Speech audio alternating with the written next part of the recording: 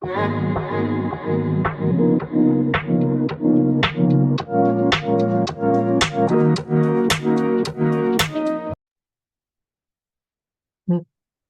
morning, everybody. And this is Dr. Betty with the Dream Team once again. And just wanted to give you a reiteration of how we got started. All of us spoke at a conference in San Diego last month, and we realized that we have all complementary strengths, and each of us is really good at the finance piece and all of that. But each one of us really focuses our genius on one part of the business or on several parts of the business.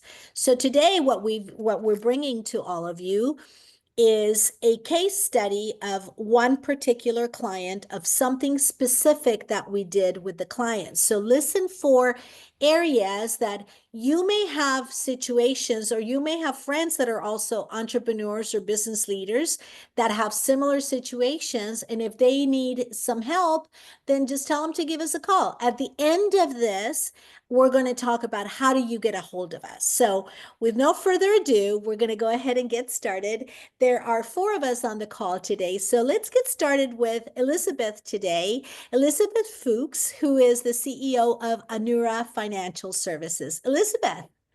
Good morning. Thank you. So yes, my name is Elizabeth Fuchs from Anura Financial Services, and I specialize in helping businesses, established businesses, continue to expand and strategically look for growth.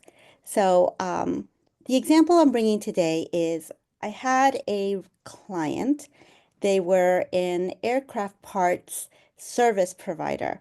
Actually an aircraft service provider. They would do all of the overflow of the UPS, FedEx, all of that for a specific route between an island and the United States.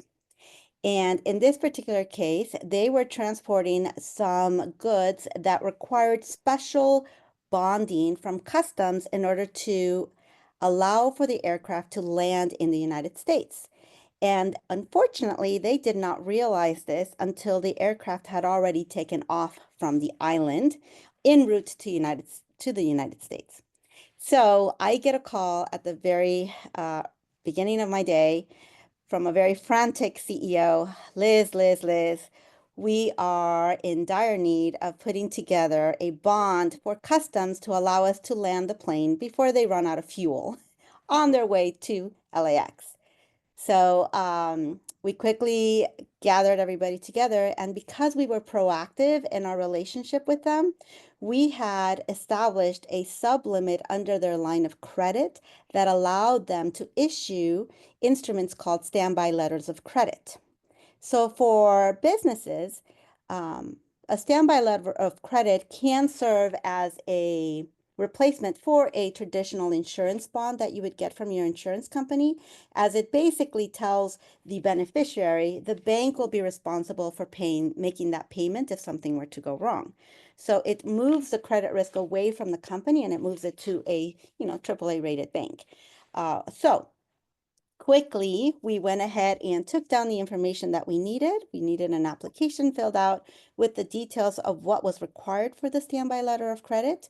And I was on the phone with our standby letter of credit department as they were literally typing this thing together so that we could get it all in literally an hour so that they could then send it to customs that was waiting for it before they would allow the aircraft to land at LAX.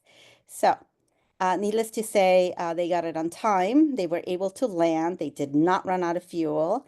And it was actually a story featured in our annual report that year. So that's what you learn from this is be proactive in your relationships with your bankers. Make sure that you have contingencies within your credit structure that allows for emergencies like this to occur.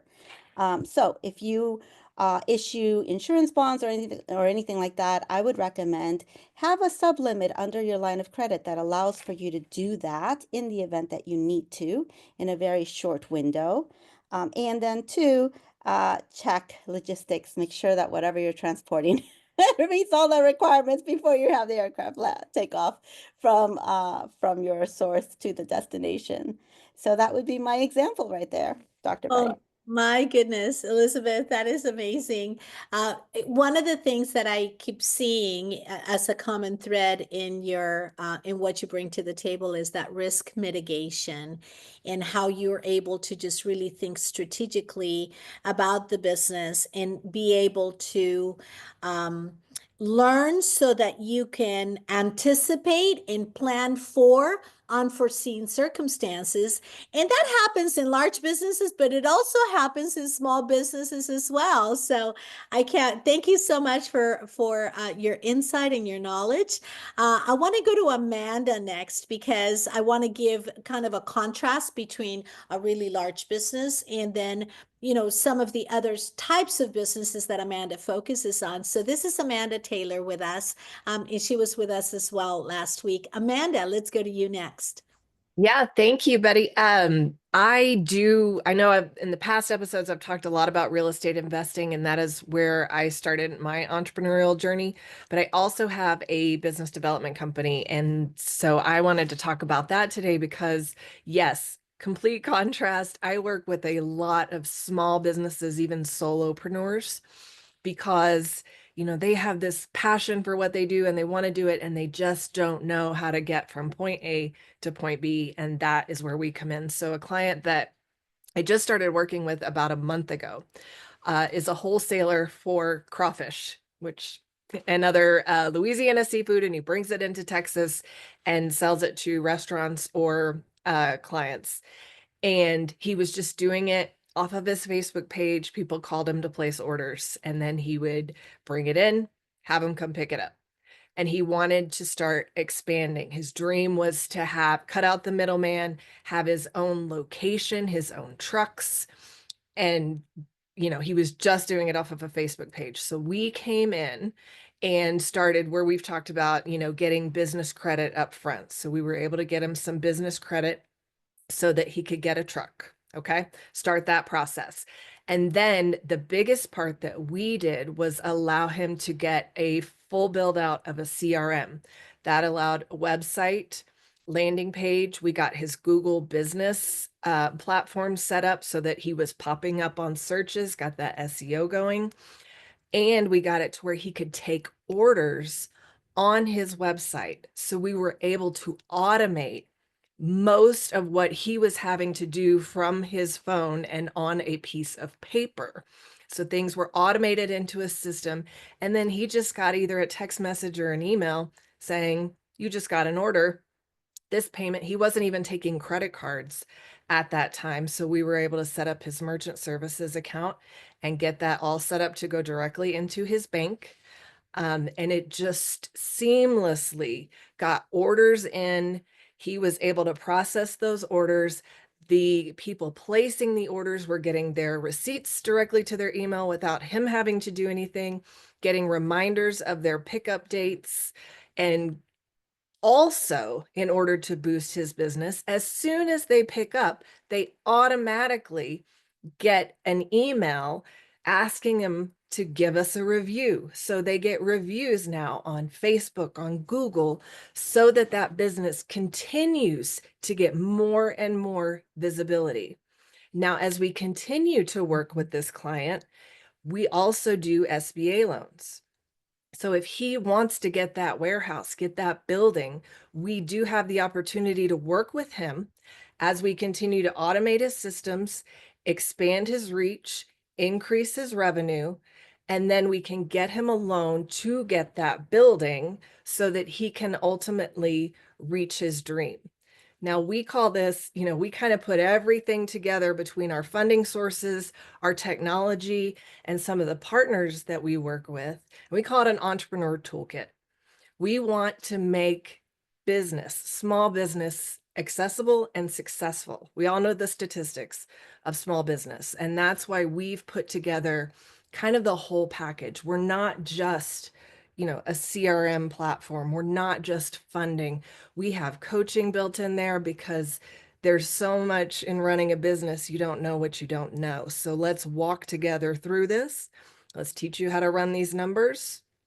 and let's do the whole package along with you to make you successful, because we can't do it alone. And as a solopreneur, you get stuck in trying to do the same thing over and over. And without that guidance, that's where we fall short in some of those things. So that's where we are with this client. We're bringing together so much of the tools and the resources and the strategies that they might not otherwise have access to really, I say, automate to accelerate.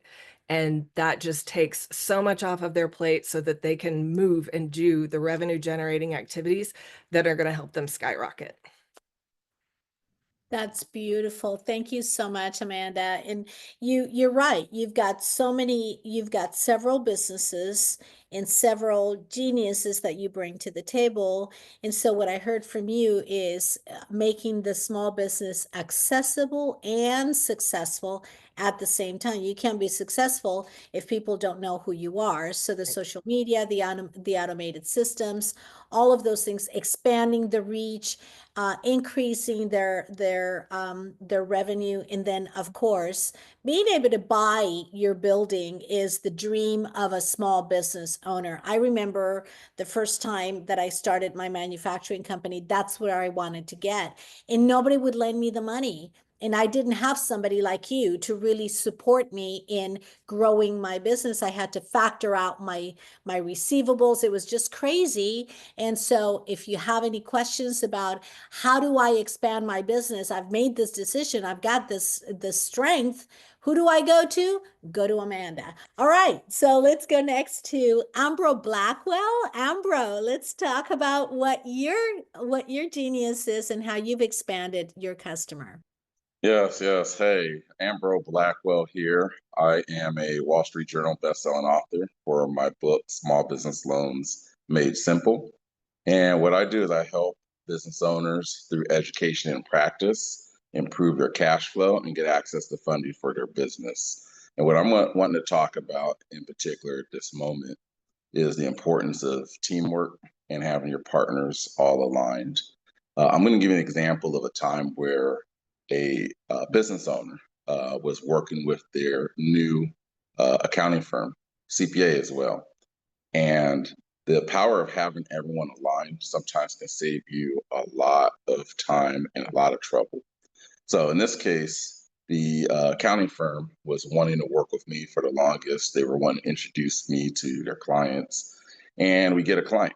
And so we are taking a look. I'm looking at their financials, the documentation, and there's an importance of having everything together. And one of the great things about having multiple parties aligned is everyone's on the same page because you have different geniuses, different expertise that excel in certain areas. And in this particular case, what ended up happening is when they provided me the financials and the documentation, I was able to help the accounting firm understand some of the things that we were looking for.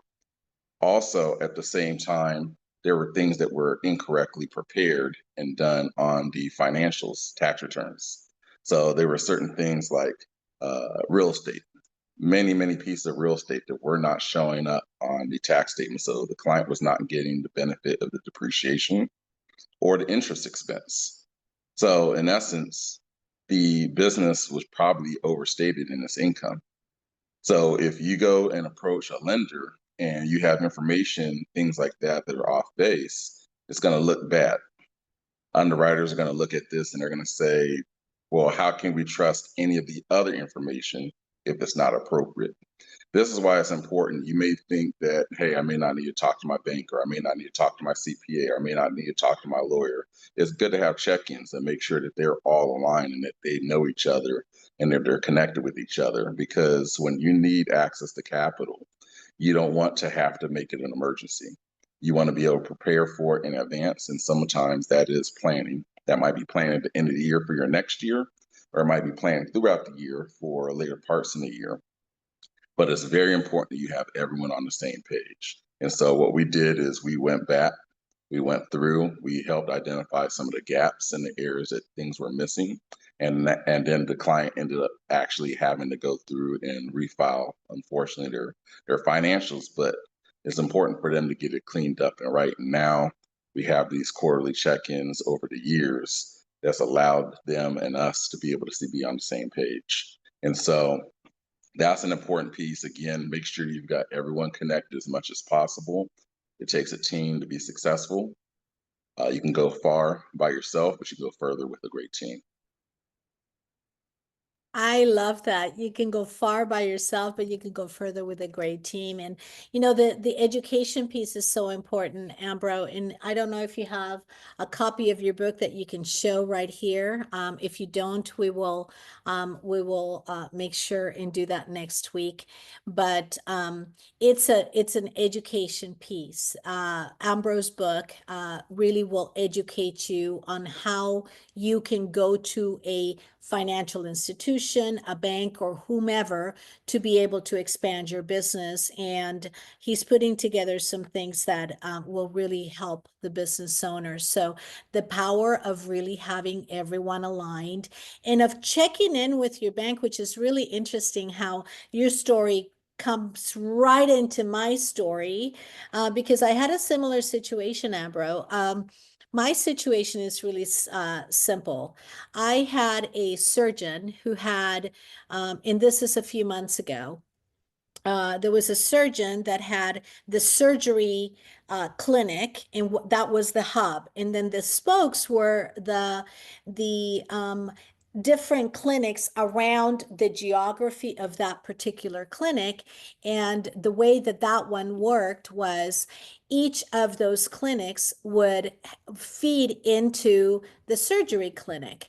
Well, this client had a loan with their bank. And when you have a loan with a bank, normally you have conditions to that loan. And those conditions also, part of the conditions to the loan are you have the opportunity to submit your financials. Now, if you're a business owner, it's a pain in the neck. Like, oh my gosh, I've got to send my financials every quarter, every month, or whatever. It just depends on the type of a loan and then the risk of the loan. That's how those conditions are placed on the owner.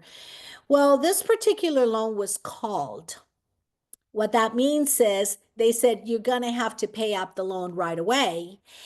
This was the first phone call that this individual got from their banker was your loan is going to be called and you're going to have to do this. And I said, well, wait a minute, haven't you been submitting your financials? He said, well, yeah, but nobody has given me a call. I said, well, then you have the wrong banker. And so we started talking about the banker. How do you know that you have the right banker? So I want to talk about that because having the right person, and you have people here, you have individuals here that have also just talked to you about educating you. Your banker and your person, whoever it is that you're working with, they should be educating you on the process of whatever it is that you're doing. Whether they take you along or they come to your business, they should be kicking the tires on your business. And then another piece is I asked him, I said, did you, when you came to this particular banker, how long have you had him? Well, I've had this loan for like 3 years. How many phone calls have you gotten? How many visits have you gotten? How many times have you gone to lunch with this person? How many times do they know your business? And how do you know that they know your business? Do they have this as a niche for their business? Doing lending and doing banking is like doing advisory, almost like what Amanda is doing. She's talking about advising her customers. Elizabeth is talking about advising her customers. Ambro is talking about advising their customers. I advise all my customers and I bring them in. And if they can't see it, then I bring them so that they can see it. But then I have to transform myself in the way that I am teaching my client so that I can teach them in the way that they learn, not the way that I teach. They're the client. I am just the teacher. And if I'm not the best person for that client, it's my responsibility to say, you know what? I'm not the best person for you on this. Let me bring you the right person.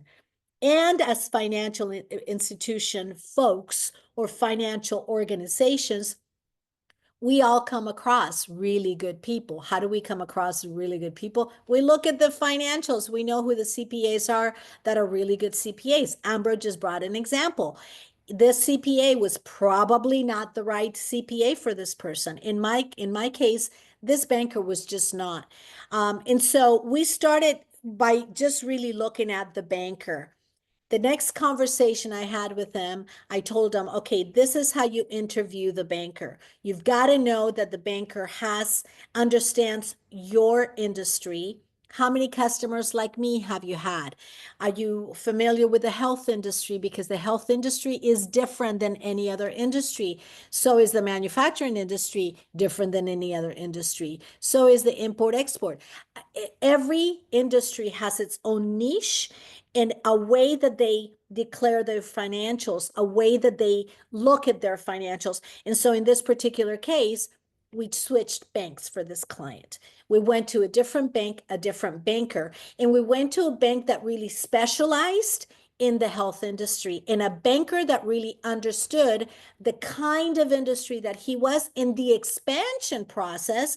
Because if a banker has never helped you expand your business or other clients like you, if you don't get referrals, okay, tell me about another client and ask them if I can call them so that you know that yes, this person really expanded my business and I highly recommend them. We don't think of bankers, we don't think of financial institutions and also of financial advisors in that way. And so I'm sure Amanda has a lot of people that can say, oh my gosh, raving review. And look at their LinkedIn profile also. Bankers normally have a LinkedIn profile and they have customers that say, thank you so much for the business. Thank you so much. Oh, yes. And you did this for me. If they're putting articles that are educational articles, educating the client. Ambro wrote a book, not just an article, a whole book. So that is how you know. And then the other piece that we did for this client is, hey, how about you? Where are you? Well, I'm in the east of the United States. Have you ever thought about going national? And then we'll take them global. But have you thought about going national? Think big. And oh no, I haven't thought about it, but you know what? That's a really good idea. So we're starting to take a look at, okay, what other surgery centers can we find in the West Coast and begin with the end in mind. So that's just my situation. So taking a look at who are you surrounded with? And Ambrose said it. You know, going with a group, you can go, it's more solid and you can go faster. But going faster by yourself is not going to get you to the right place. Going faster by yourself is just going to get you to one single place. When you have a team of committed advisors in your different areas, and when you can go to one person and they can bring you a team, holy mackerel, you've got it made in the shade. So that is it. And so the question for all of you is, how does anyone that is listening get a hold of you? So I'm going to start with Elizabeth. How do people get a hold of you, Elizabeth? LinkedIn. Just go onto LinkedIn and look up Elizabeth Fuchs. There's not a lot of me, so you can easily find me there. Beautiful. Thank you, Elizabeth. Amanda, how about you? Same. You can find me on LinkedIn, Amanda Taylor Biz, B-I-Z, or expandyourempire.org. Nice. Very nice. Thank you, Amanda. And Ambro? You can find me on LinkedIn under Ambro Blackwell. You can go to my website, yourcashflowstrategist.com. And you can also find me on Instagram, Ambro Black. Beautiful. And for me, it's really simple. Also, LinkedIn, Dr. Betty Uribe on LinkedIn. My website is drbettyuribe.com. So with that, we conclude today. Thank you so much for being with the Dream Team today, and we will be back next week. Have a wonderful week, everyone.